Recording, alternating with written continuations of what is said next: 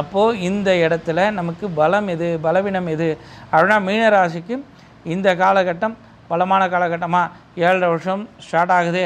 சனி பகவானுடைய ஆட்சி காலம் ஸ்டார்ட் ஆகிடுச்சிங்க. அதில் புலம்புறவங்க நிறைய பேர் இருப்பாங்க. நம்மளுடைய கர்மாக்களை தான் நம்ம அனுபவிக்க போகிறோம். அப்போ அந்த கர்மாக்கள் என்னன்றது தெரிஞ்சு அதுக்கு தகுதியான நிகரான பரிகாரங்களை செய்து நம்ம பலப்படுத்தலாம்.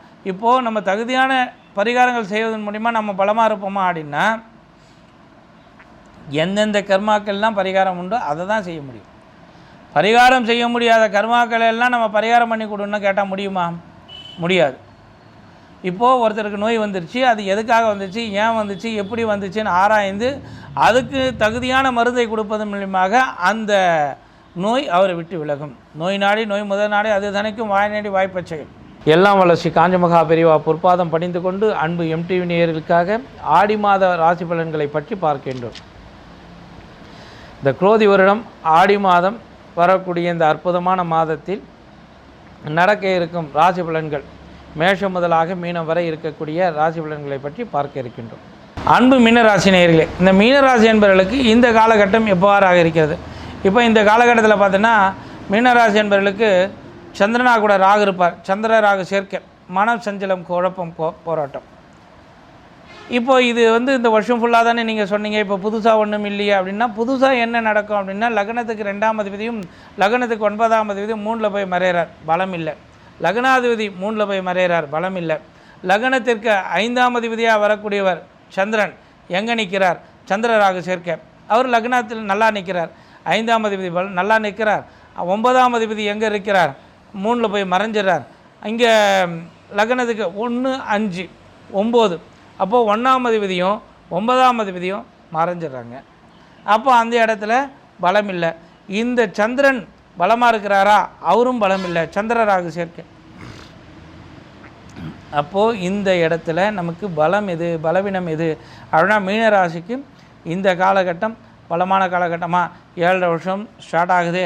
சனி பகவானுடைய ஆட்சி காலம் ஸ்டார்ட் ஆகிடுச்சிங்க. அதில் புலம்புறவங்க நிறைய பேர் இருப்பாங்க. நம்மளுடைய கர்மாக்களை தான் நம்ம அனுபவிக்க போகிறோம். அப்போ அந்த கர்மாக்கள் என்னன்றது தெரிஞ்சு அதுக்கு தகுதியான நிகரான பரிகாரங்களை செய்து நம்ம பலப்படுத்தலாம். இப்போது நம்ம தகுதியான பரிகாரங்கள் செய்வதன் மூலிமா நம்ம பலமாக இருப்போமா அப்படின்னா எந்தெந்த கர்மாக்கள்லாம் பரிகாரம் உண்டோ அதை தான் செய்ய முடியும். பரிகாரம் செய்ய முடியாத கர்மாக்களை எல்லாம் நம்ம பரிகாரம் பண்ணி கொடுன்னு கேட்டால் முடியுமா? முடியாது. இப்போது ஒருத்தருக்கு நோய் வந்துருச்சு, அது எதுக்காக வந்துச்சு, ஏன் வந்துச்சு, எப்படி வந்துச்சுன்னு ஆராய்ந்து அதுக்கு தகுதியான மருந்தை கொடுப்பதன் மூலியமாக அந்த நோய் அவரை விட்டு விலகும். நோய் நாடி நோய் முதல் நாடி அது தனிக்கும் வாய் நாடி வாய்ப்பச் செய்யும்.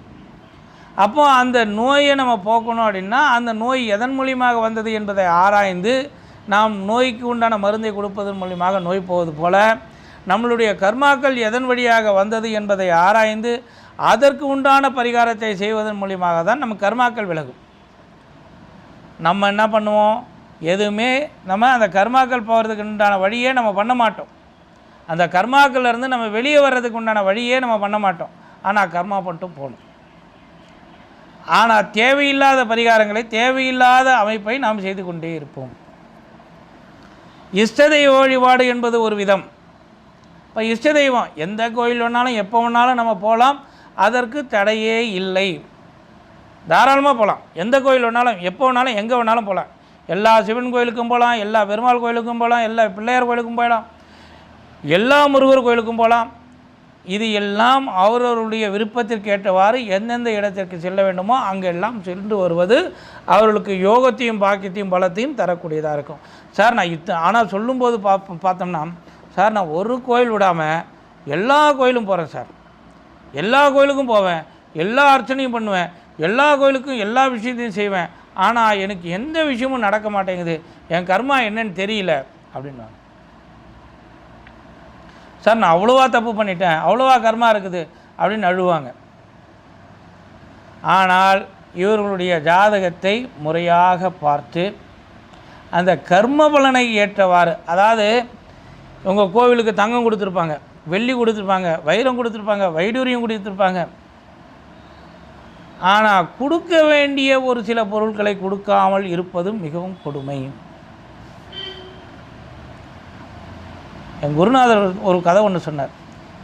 எப்படி சொன்னார்னா, ஒரு ஜாதகத்தில் அவர் ஒரு ஒரு குருநாதர் எனக்கு வந்து ஒரு கதை சொல்கிறார். எப்படி சொல்கிறார் அப்படின்னும்போது பார்த்தோம்னா, ஒரு ஒரு ஒரு குருவுக்கு ஒரு சீடன் இருக்கிறான். அந்த சீடன் வந்து எல்லா பணிவிடைகளையும் செய்வான்.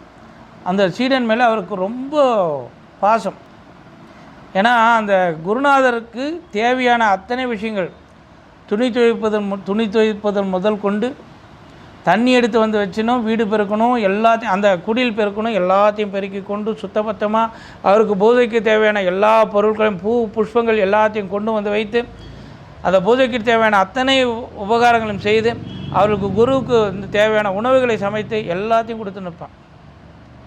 அப்போ அந்த குரு வந்து இவனை ரொம்ப, அதாவது எப்படி சொல்வார், ரொம்ப நல்ல சீடன் அப்படின்னு சொல்லிட்டு பூஜை பண்ணுவார், எல்லாம் பண்ணுவார். ஒரு நாள் அந்த குருவுக்கு வந்து ஞானதிஷ்டியில் இந்த சீடனை பற்றி ஒரு விஷயம் தெரியுது. ஏன்னா இன்னும் 2 நாளில் இந்த சீடன் வந்து இறந்துட போகிறான், இன்னும் 2 நாளில் இவன் இறந்துட போகிறான், இவன் எப்படி காப்பாற்றுறது? அந்த குரு வந்து அப்படியே கடவுள்கிட்ட வேண்டுவார், இவ்வளோ நல்ல ஒருத்தனுக்கு இவ்வளோ ஒரு கொடூர மரணமா அப்படின்னு வேண்டுவார். அவர் என்ன பண்ணார், அந்த சீடனை கூப்பிட்டு, அப்பா கொஞ்சம் வா, உன்னுடைய அப்பா அம்மாவை போய் பார்த்துட்டு வந்துரு போ அப்படின்னு. அப்போது வந்து என்ன பண்ணுவான் அந்த சீடன் வந்து, இப்போ எனக்கு அப்பா அம்மாவை பார்க்கணுன்னு இன்ட்ரெஸ்ட் இல்லை, உங்கள் கூடயே இருக்கணும்னு தான் எனக்கு விருப்பமாக இருக்குது அப்படின்னா அந்த குருவுக்கு மனம் கேட்காது. ஏன்னா தான் கண்ணெதிர்க்கு அவன் இறக்கிறது அவருக்கு மனம் விரும்பலை. அவருக்கு தெரிஞ்சு போகுது இவன் இறந்துருவான் அப்படின்ட்டு. உடனே அவர் என்ன பண்ணுறாரு, போயிட்டு இவங்க அப்பா அம்மா பார்த்துட்டு வா அப்படின்வார். அவர் அந்த பையன் என்ன பண்ணுவான், வேண்டா இருப்பா, அந்த சிஷ்யன் வேண்டா இருப்பா, சரி குரு சொல்லிட்டார், நாம் போய் அப்பா அம்மாவை போய் பார்ப்போம் அப்படின்னு போயிடுவான்.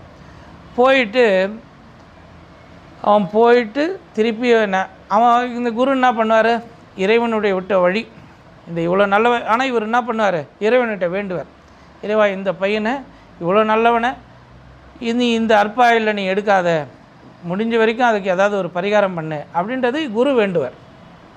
ஏன்னா இது இறைவனால் மட்டும்தான் நடத்த முடியும். வேண்டின அதுக்கு உண்டான பூஜையை அவர் கொடுப்பார். ஏன்னா இறைவனே இவருக்கு காட்சி கொடுத்து சொல்லக்கூடியவர் தானே. அதனால் இறைவன்கிட்ட இந்த கோரிக்கையை வச்சு இறைவன்கிட்ட வேண்டுவார். இவன் இந்த பையன் வீட்டுக்கு போயிட்டு போய் எல்லாம் அப்பா அம்மாலாம் பார்த்துட்டு, அப்பா அம்மாட்டெலாம் கொஞ்சம் ஒரு வாரம் இருந்துட்டு திருப்பி ரிட்டன் வந்துடுவான். ரிட்டன் வந்து சுவாமி நான் வந்துட்டேன் அப்படின்னு சொல்லுவான்.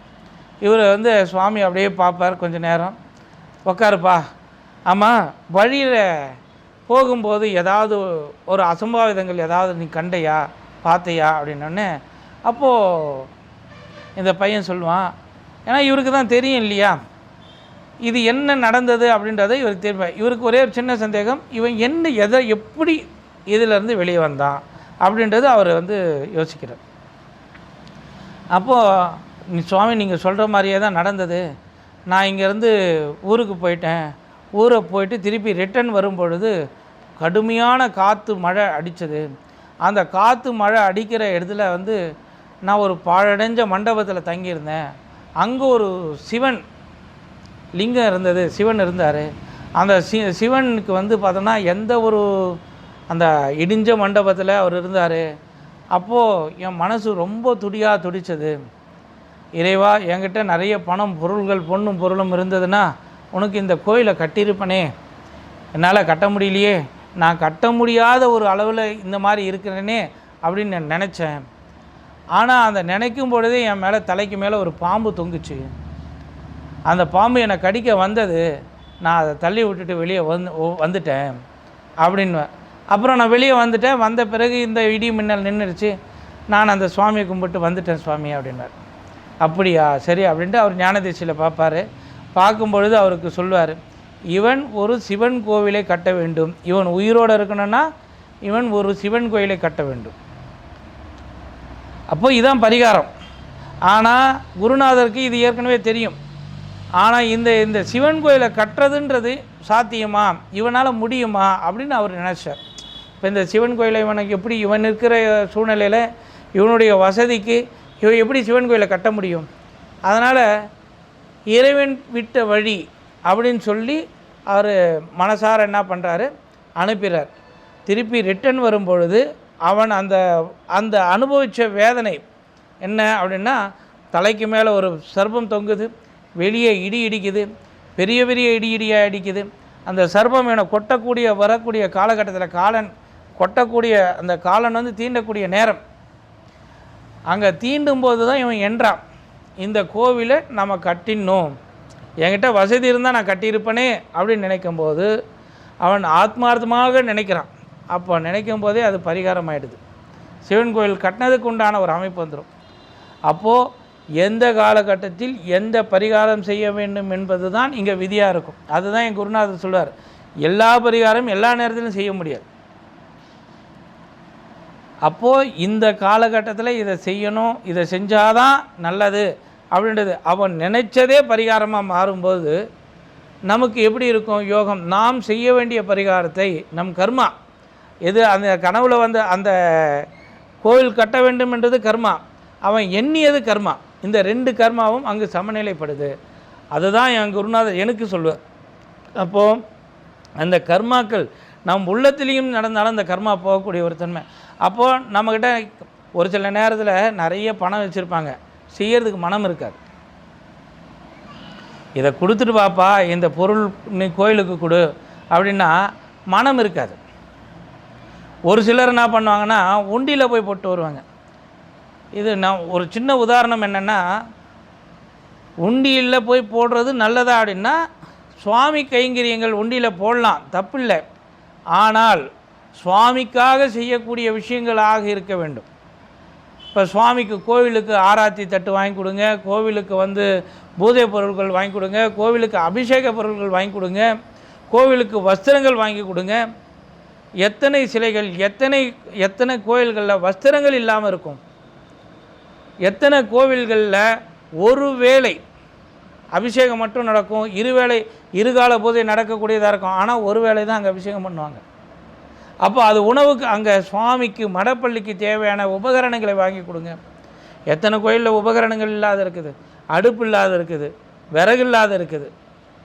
நிறைய பேர் என்ன பண்ணுவாங்கன்னா இதை மட்டும் வாங்கி கொடுத்தா போதும். ஆனால் நாம் எதெல்லாம் செய்யலாம்னா கோயிலுக்கு அடுப்பு, தேவையான அடுப்பு வாங்கி கொடுக்கலாம், தேவையான பாத்திரங்கள் வாங்கி கொடுக்கலாம், தேவையான உப்பு புளி மிளகா அரிசி பருப்பு எல்லாத்தையும் வாங்கி கொடுக்கலாம். கொடுக்கறதுக்கு மனம் இருந்தால் எதெல்லாம் கொடுக்கலான்னா சுவாமிக்கு நெய்வேத்தியத்துக்காக அரிசி பருப்பு முதல் கொண்டா நீங்கள் வாங்கி கொடுத்தனா அதை விட அதிர்ஷ்டசாலி பாக்கியசாலி வேறு யாரும் இல்லை. இது எதுக்காக சொல்கிறேன்னா, நம்ம என்ன பண்ணுவோம்னா நேராக போய் சுவாமிக்கு எடுத்து உண்டியில் போட்டுருவோம். அந்த உண்டி பணம் எங்கே போகும்? அரசாங்கத்துக்கு போகும். அந்த காலத்தில் கோவில் கட்டிய அரசாங்கம் பெரிய பெரிய சேரர்கள், சோழர்கள், பாண்டியர்கள், பல்லவர்கள் இவர்கள் கோவில் கட்டினார்கள். பெரிய பெரிய கல்லை வச்சு, பெரிய பெரிய தூணை வச்சு, எல்லாமே பெருசு பெருசாக இருக்கும். அவர்கள் எந்த இடத்திலும் சிறு உண்டியை வைத்ததில்லை. இந்த உண்டியை அவன் சின்னதாக கூட ஒரு இடத்துல அப்படி அவன் உண்டியை வைக்கணும்னா கல்லுலேயே செஞ்சுருப்பான். உண்டியை அவ்வளோ அற்புதமாக செஞ்சுருப்பான். ஆனால் பெரிய பெரிய தொட்டி ஒரு சில கோவில்களில் போய் பார்த்தீங்கன்னா, திண்டுக்கல் பக்கத்தில் ஒரு பெரிய கோவிலில் பார்த்தீங்கன்னா தொட்டியே கிட்டத்தட்ட ஒரு 30-40 அடி இருக்கும். கல்லில் இருக்கக்கூடிய தொட்டி, கல் தொட்டி. அந்த தண்ணி அது ஃபுல்லாக நிரம்பி இருக்கக்கூடிய அளவுக்கு இருக்கும். அந்த மாதிரி ஒரு கோவில்லாம் இருக்குது. என்னடா இவ்வளோ பெருசாக இருக்குது இந்த தொட்டி, எப்படிடா அதை செஞ்சுருப்பான் அப்படின்னா ஆச்சரியப்படக்கூடிய விஷயமா இருக்கும். நிறைய விஷயங்கள், நிறைய கோவில்கள் இருக்கும். அப்போது அவன் இந்த உண்டியை மட்டுமா செய்யாத இருந்திருப்பான். எந்த கோவில்லையும் உண்டி வைத்த பழக்கம் எந்த ஒரு மன்னர்களுக்கும் இல்லை. ஆனால் இந்த காலகட்டத்தில் இந்த அரசாங்கம் தான் உண்டியை வச்சது, மக்கள்கிட்டேருந்து வாங்கணும். எதுக்காக, ஏன் அப்படின்னா மக்கள்கள் என்ன பண்ணுறாங்க, நேராக நம்ம வேண்டிக்கிட்டோம் உண்டியில் போட்டணும். ஆனால் நீங்கள் வேண்டுங்க, என்ன வேண்டுங்க, உனக்கு அரிசி தரேன், பருப்பு தரேன், உனக்கு வந்து பால் அபிஷேகம் பண்ணுறேன், பன்னீர் அபிஷேகம் பண்ணுறேன். கேட்டால் நம்ம ஆளுங்க சொல்லுவாங்க, பால் அபிஷேகம் எதுக்கு, பன்னீர் அபிஷேகத்துக்கு, சுவாமி கேட்டதா அப்படின்வாங்க. ஆனால் இந்த இடத்துல கர்மாக்கள் போக்கணும் அப்படின்னா இந்த பால் அபிஷேகம் பன்னீர் அபிஷேகம் வேணும். இதற்கு பின்னாடியும் ஒரு அற்புதமான அறிவியல் ஒளிந்து இருக்குது. அந்த அறிவியல் என்னன்றதை அடுத்த முறையில் நான் உங்களுக்கு சொல்கிறேன். அது தனி ஒரு பதிவாகவே போடுறேன். மிக அற்புதமான விஷயம். கர்மாக்களை ஆராய்ந்து அந்த கர்மாக்களை போக்குவதற்காக நாம் இறை வழிபாட்டை மேற்கொண்டோமானால் நம்மளுடைய கர்மாக்கள் முழுவதும் கரைந்து நமக்கு யோகத்தையும் பாக்கியத்தையும் பலத்தையும் தரக்கூடியதாக இருக்கும். அதனால் மீனராசி அன்பர்களே, இந்த நேரத்தில் காலை வழிபாடை பண்ணுங்கள். யோகமும் பாக்கியமும் பலமாக இருக்கக்கூடிய ஒரு தன்மை இருக்குது.